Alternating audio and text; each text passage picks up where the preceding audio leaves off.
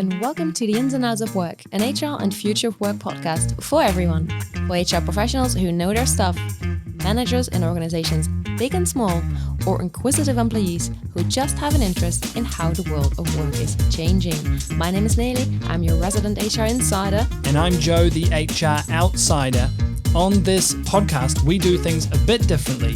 With inside out and outside in perspectives all rolled together, we speak with industry experts and HR bigwigs about how work is changing in 2021.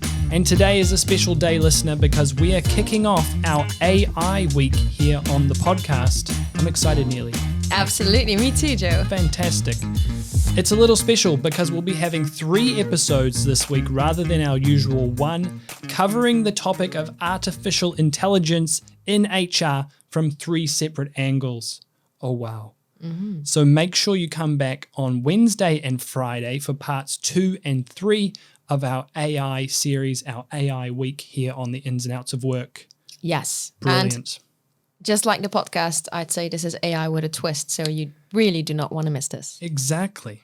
The first of these episodes focus on artificial intelligence and its impact on HR and the workplace. And it sees us being joined today by Marie Rockström of consulting firm HerbertNathan.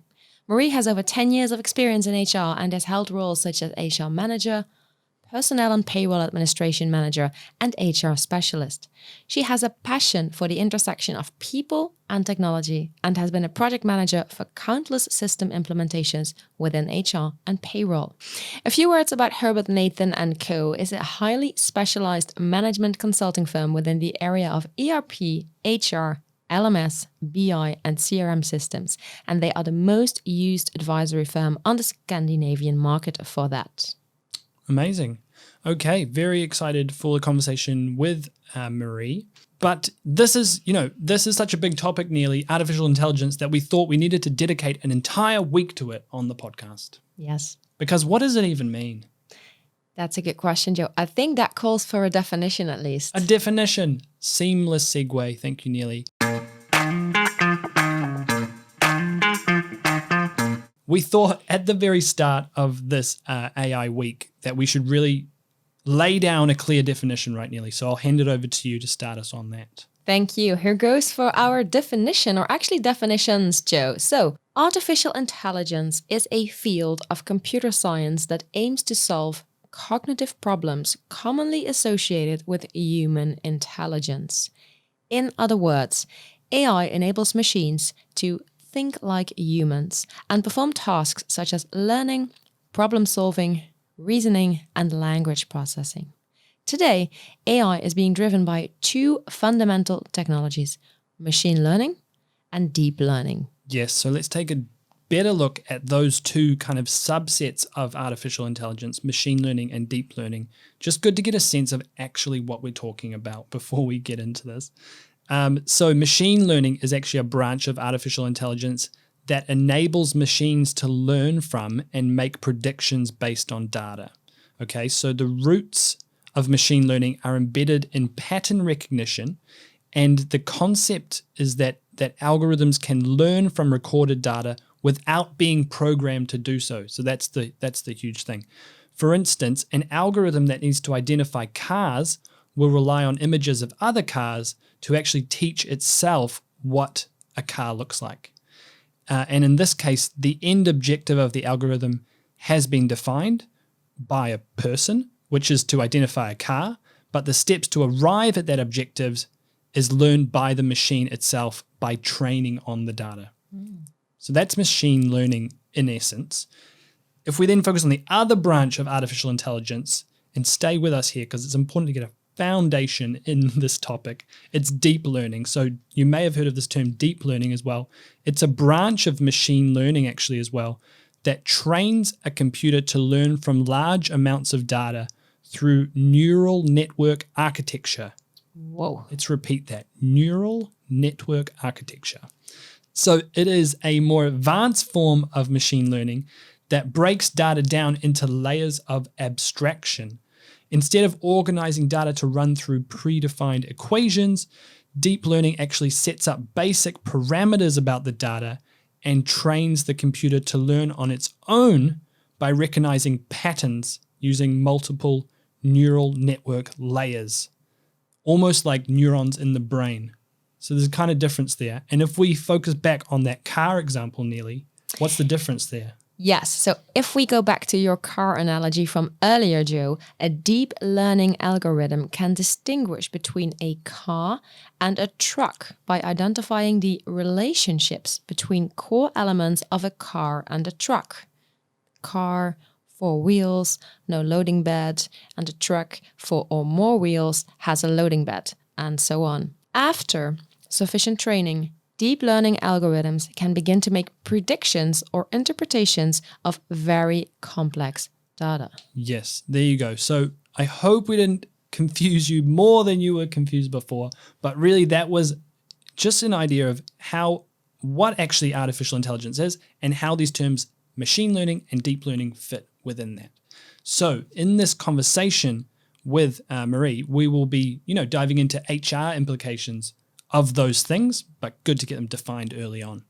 Yeah, and no worries, things won't get any more technical than this. Yes, that was the most technical this will be today. So please bear with us.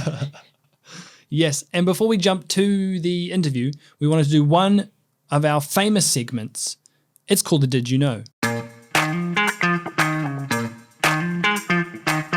Okay, so this segment is where we just share one quick fact about this topic with you, just to open it up a little bit more as well. And we're going to bring it more closer to HR today in this Did You Know? So here it is.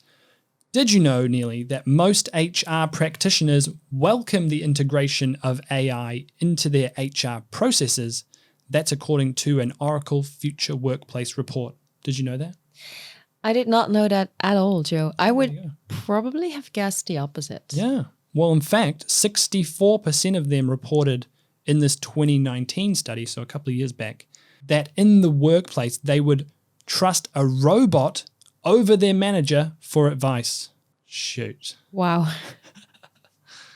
Is that saying more about AI or the role of the manager? Yeah, exactly my thoughts. Okay, I think now without further ado, Joe, we are going to hop to our conversation with Marie. As always, though, before we do that, you know the drill by now. Don't forget to subscribe to our podcast, leave us a raving review, and share it with a friend. Thank you so much. Yes, enjoy the episode.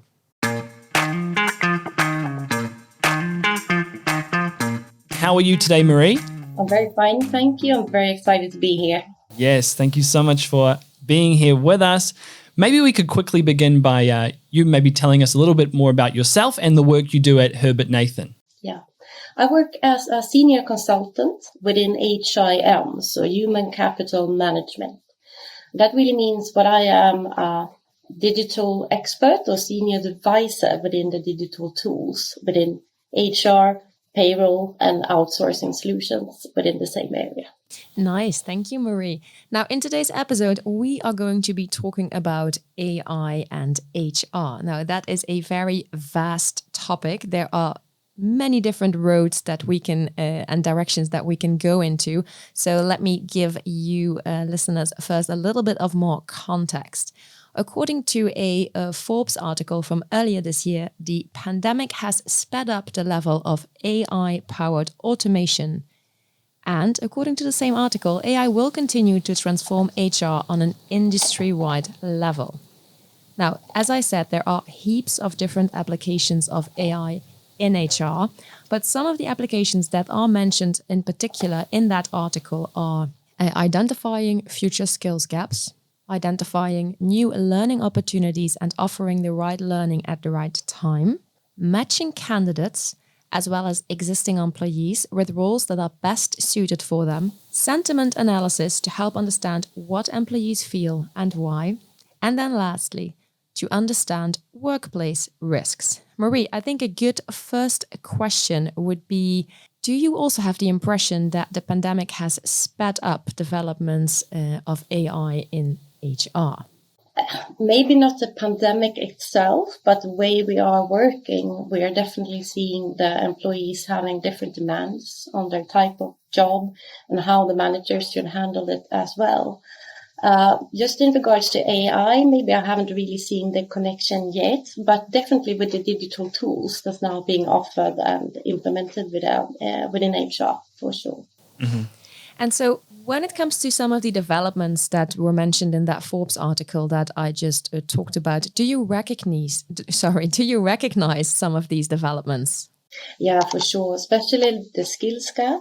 I would say most of my clients are very interested in kind of maintaining the competence mapping of the organization, trying to find as well what type of skills does the organization require in the future. But it's quite a lot of jobs, but there are some really good AI tools out there to help with these types of maintaining or identifying the skills gaps that you actually experience. And do you think, Marie, that learning piece, that skills gap, that's kind of become a bigger piece to think about for organizations given the last year and a half in the pandemic? Yes, definitely, for sure. I mean, it changed overnight. I mean, one day we're just supposed to be digital from one day to another. And I had clients with employees that never been logged into Teams, for example, because it's never required. So, I mean, that type of job is definitely impacting this subject as well. Yes. Okay, so kind of a follow-up question, Marie, would be around those other pieces we touched on there. So we talked about future skills gap. You already mentioned that. Identifying new learning opportunities, matching, and also sentiment analysis, understanding workplace risks even. Is there any of those other ones that potentially we're seeing grow in impact of AR, or any big evolution there this year specifically? I think the matching of the candidates, the recruitment tools, is really the furthest HR module within AI, I would say. The most screening applicants, screening CVs, for example, also doing interviews. So I think we'll see a lot of development in that piece. And also the learning, because it's connected with the skills gap. Because when you have identified what kind of types of skills you require in the future, you also need to make sure that your employees can attend the trainings or the education that they need to fill in the skills. So I guess those three are connected, I would say, as well.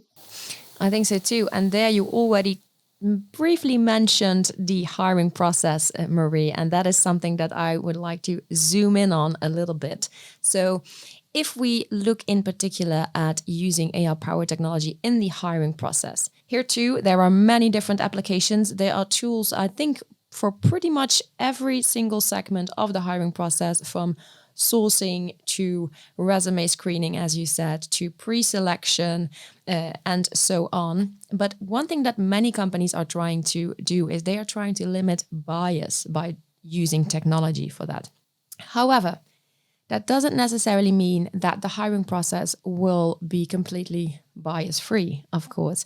In your opinion, what is the best combination of using technology and humans so that applicants have the best experience and companies end up with the best candidates? Yeah, the mixture.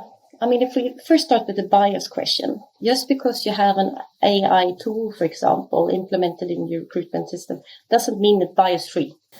Because the AI is programmed by us people, and we have biases, so you always need to be aware of the risks. And really, when you combine the AI and the human recruitment or recruiter, I should say, it's really important that the recruiter can step in the moments that matter in the recruitment process, I would say.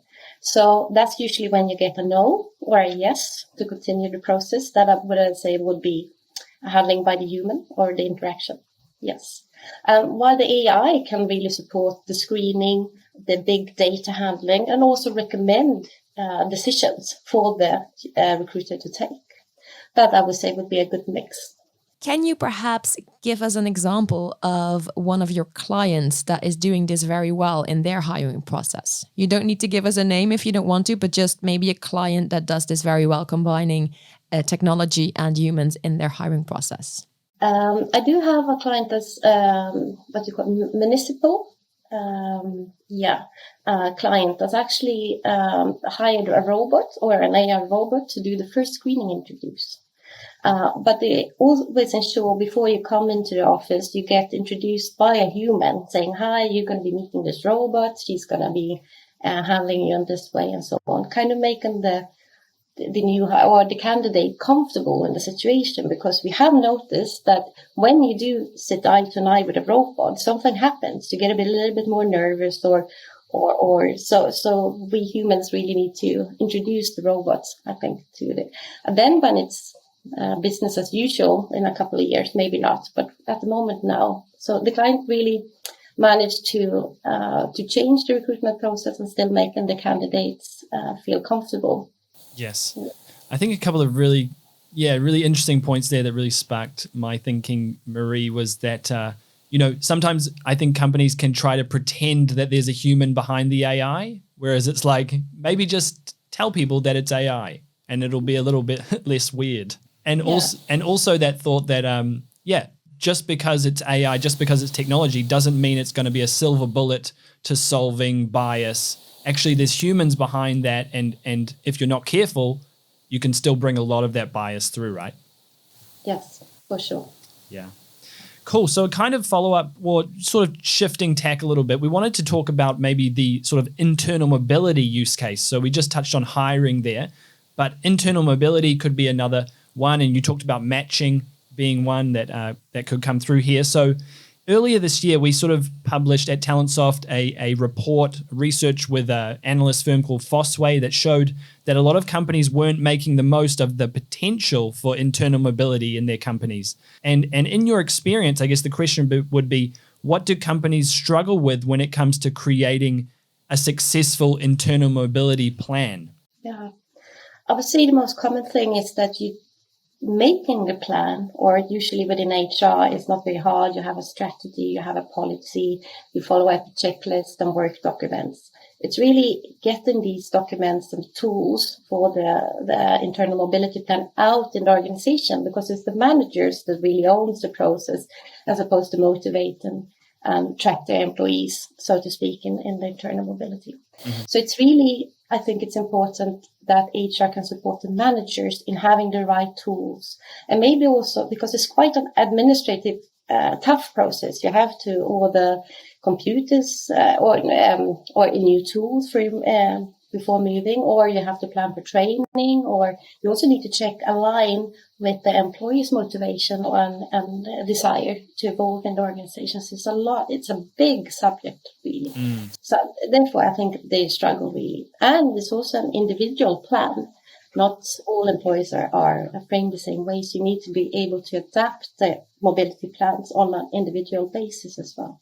I believe, Marie, that one of the things that came out of that report that we did together with Fosway about internal mobility was that a lot of organizations, they struggle with knowing what skills they have in their organization and what people have what skills and where the gaps are. And this comes back to the start of our conversation today, where we talked about how important it is to know that as an organization. Is this something that you see too with your clients? For sure. And there's a couple of different examples in the area, but it's really just, the competences within a company and the skills, and then also the personal preferences. All of these need to match the internal mobility plan. And as well, if I am, for example, if I am an employee and I start looking for another job, there I can go to websites and there are commercials about this job and how it is to work for us, for example. But the internal mobility plan, if I want to look for a job internally, how do I do that? It's usually on the internet, maybe. It's one ad, but it's nothing about how the manager or how the team is or how the recruitment processes externally is handled. So I think we need to start treating our internal candidates as well as we treat our external candidates. Yes, very good point there, Marie. If we're talking about this internal mobility use case with AI, is it really about that ability to identify internal mobility opportunities that we might have missed without that technology, or how does AI really play a role, I guess, is the question? Now, AI, as the technology is designed to be used for, is collecting huge amounts of data and then analyzing the data and either making a decision or recommending a decision. So the AI technology is really for, in this task at least, to kind of identify the skills with the employees or the workforce that you have, for example, and suggest different types of career paths for the employee. Mm-hmm. And how many people are you seeing do this? Like, how many of your clients, or is this a common thing you're seeing today already? It's coming, but it's not a lot of my clients, at least, that have implemented this yet. But it's the first it's first on their wish list. But just identifying what type of skills or competences you're supposed to have, it's a huge amount of work, really, to identify. If you don't buy a digital tool that already come pre-programmed with different types of skill sets, for example. Yeah. But most of my clients actually use Excel, for example, to keep track of the competences and kind of have a 9-grid them in Excel as well, for example, connected to that. Okay, so still a lot of really simple tools being used there. Yes, I would say.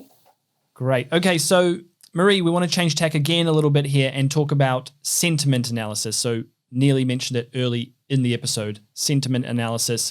From what I understand, I'm not an HR person, so I don't understand it too well. I'm really looking forward to you telling me more about it, but it can be a great way to gather insights about how employees feel about the organization they work for and by extension, improve their experience, the employee experience. But what do we really mean if we just go back to that term sentiment analysis? What do we really mean by that? It's really taking the temperature of the employee, I would say, feelings, motivations, and those underlying factors, really. So the gathering of data regarding how the employee feel, I would define it as, yes. I can imagine that employees aren't necessarily too happy about lots of data being gathered about them. How can organizations, you think, Marie, create a safe environment in which employees have trust in how their data will be used? I think that HR is quite used to this question because the HR has always collected data regarding the employees, which is sensitive and shouldn't be spread, for example. So I think HR is a good champion for how we now should handle all these types of data that we're collecting. What we need to remember is that for 10 years ago, I never, ever considered how Facebook used my data. Now I think about it at least once a week. I wonder why, and you hear about it in the newspapers and so on.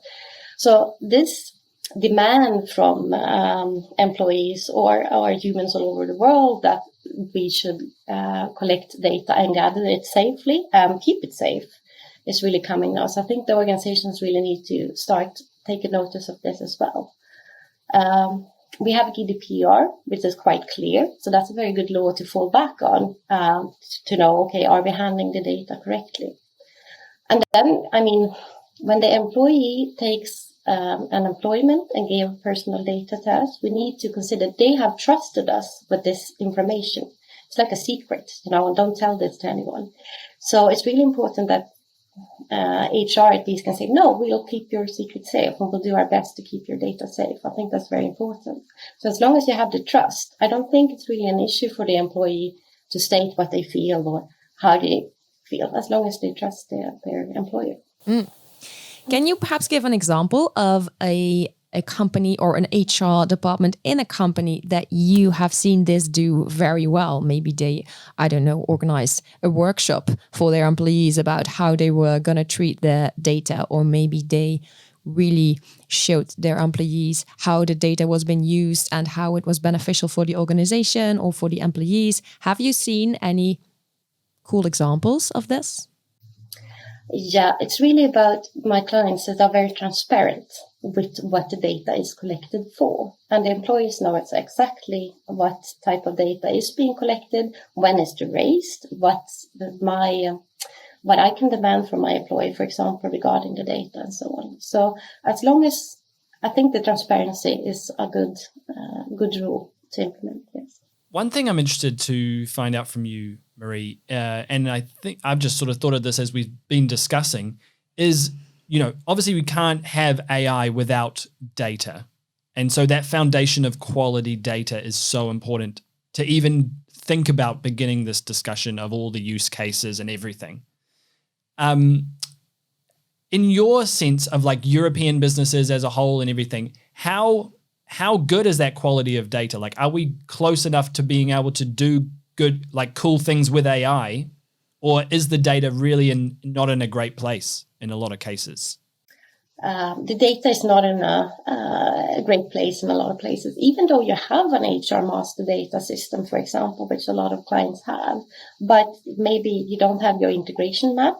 For example, you don't know where the data enters or comes out and what comes in. And also, it's really combining the data. It's not until you can actually have the data from maybe the payroll system together with the HR master data system, together with the time management system, then you can really have the full use of AI, because it's a combination of loads of data. So just because you have a HR master data system doesn't necessarily mean that you will benefit from AI. It's usually a lot of more data sources that needs to be collected there. And so you're still seeing that really siloed a lot of times between payroll and other systems? Yes, I would say.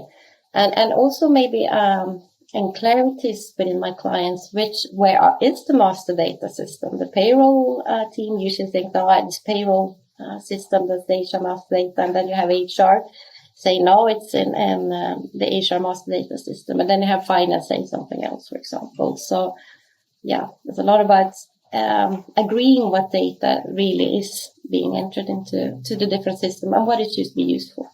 Okay, so speaking of HR and focusing on the HR professionals listening into today's episode, what should be their HR skill set? So in terms of AI, is it strong enough? Like, do they know enough about AI? Do they have those skills today, or is it something that needs to be strengthened? I think a lot of my clients are very curious. The HR departments are very curious about AI, but maybe they don't have the deep enough skill sets to really look at their processes and say, okay, where could we use AI? AI as a technique is not hard to understand. It's really about thinking computers built up by different techniques. But it's really, okay, but how can we use AI in our organization? So there, I think HR needs to maybe go a little bit deeper, at least, into the AI and what it can do actually for your organization. Yes. Yeah, I can imagine, Marie, as you were just talking about all the different places where there is data as well, that you kind of need to know at least a minimum about data as an HR person in that case, right? If you want to make the connection between, okay, we have all this data and we know that AI-driven technology could help us in some areas, but you need to be able to connect the dots, so to speak. How can HR, you think, build on these skills? Good question. First of all, I think that HR needs to be interested and really get passionate about the subject, because this is the future. And if you're not jumping on the digitalization train or the AI train now, you're going to be years behind, and you're going to have a technical depth, which we're seeing a lot of the HR departments maybe having today, which haven't installed a HR master data system, for example. So it's really about getting on board now. Maybe if you don't have the competence within your team, maybe if you do have any recruitment, you should be looking for someone with a more technical side as well.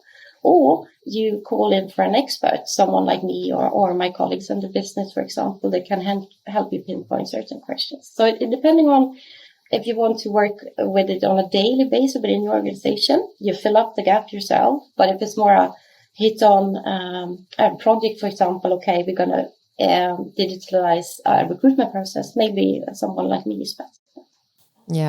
Yeah, that makes total sense, especially if it's like you say, a project, more of a project kind of thing, or maybe if you're even a bit of a smaller kind of organization and you don't have the knowledge in-house. I mean, getting that knowledge is a bit of a lengthy process, and I can see how it makes sense then to get in an external expert that knows exactly how to go about the process, pinpoint where you could get started. So Yeah. I think that makes absolute sense. Joe, I think it's back to you. Yes. Okay. So we are wrapping up here, Marie. This has been a brilliant conversation. Thank you so much again for your time. We want to sort of look forward into the future now. So taking a look into your crystal ball, Marie. I don't know if you have it with you today, your crystal ball. But we want to look 2 or 3 years from now into the future. How do you picture the workforce, HR departments and the role of AI in those? I think a lot of HR departments will have AI implemented, even if they don't know about it, maybe through their system supplier, so to speak, the HR system supplier, which sometimes have AI implemented in the systems, for example. But I also think we will see a lot of more HR departments actually just deploying AI on certain processes. I do believe 50% of us will have an AI colleague, and not maybe a person, but at least an AI assistant, for example, that might be helping me in the mornings to gather my day and telling me what to do and so on. That's for sure, within 2 and 3 years, I think. I also think we'll see a rapid development in the skills section with the skills gap, because I do think just looking at how the pandemic affected the working teams here, for example, in the airplane business or the flight business, and you need to reschool the flight attendants into a completely different sector. So that went well. Imagine doing that in the future as well, a lot more rapidly, being able to turn maybe from a product organization into a service-based organization, but in 1 month or 2. Very interesting, Marie. Thank you very much. Maybe one last question that we always like to finish these episodes with is thinking about everything we've discussed today. Would you potentially have a challenge that you'd like to leave our listeners with? Maybe something they could start to think about putting in place today or next week to really get on this road towards the vision that you've talked about? Yeah, I think then the challenge, which is a good challenge, is actually to think, what is the biggest problems we have today within HR? It might be that internal mobility, for example, you don't get that spinning. You don't have the recruitment process streamlined, for example, whatever it can be. Just take that and then you think about, okay, how would we implement AI to help us in this case? Because if you have a defined problem, then you can at least start getting closer to the subject of AI, because I understand it can feel a bit scary. But really just thinking about a smart computer that can really help you making the right decisions for your organization. What type of problem would you be really helpful of if you had a really clever computer telling you, you know what, make this decision and it will be a lot better. Fantastic. That is a really cool challenge to leave our listeners with. Thank you so much, Marie. And that really wraps up this awesome conversation, Joe. Yes, fantastic. Thanks again, Marie, for your time. And thank you everyone for listening in. As always, do not forget, if you haven't done so yet, to subscribe to our channel, leave us with a review and share it with a friend. Goodbye. Goodbye. See you then.